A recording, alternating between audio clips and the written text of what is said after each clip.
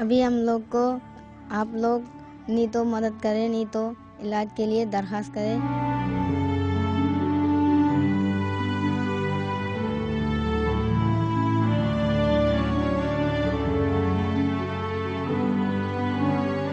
شہر کے ساحلی علاقے کی مکین یہ 16 سالہ فاطمہ ہے جو کہ پیدائشی طور پر بینائی سے محروم ہے۔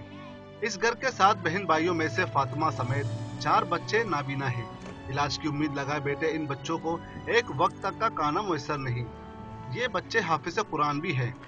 بسم اللہ الرحمن الرحیم، حامیم، تنزیل الکتاب من اللہ العزیز الحکیم۔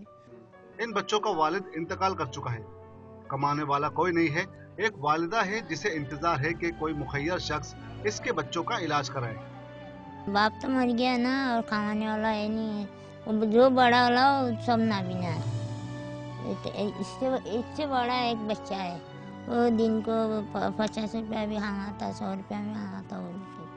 اس غریب گھر کی کفالت کا بوجھ 12 سالہ بچے کے کاندھوں پر ہے جو پڑھنے اور کھیلنے کی عمر میں محض 50 روپے یومہ پر مزدوری کرتا ہے۔ میرا گھر پہ 4 بھائی بہن ہیں، نابینا ہے، میں 50 روپے کماتا ہوں، کما کے گھر پہ دیتا ہوں۔ رمضان المبارک کے بابرکت مہینے میں یہ غریب خاندان مخیر حضرات کی مدد کا منتظر ہے۔ غریب خاندان کے ان متاثرہ بچوں کو امداد فراہم کر کے ہی انہیں بھی عام بچوں کی طرح بہتر زندگی فراہم کی جا سکتی ہے۔ کیمرامین مہدی علی کے ساتھ شفیع بلوچ، ڈان نیوز، کراچی۔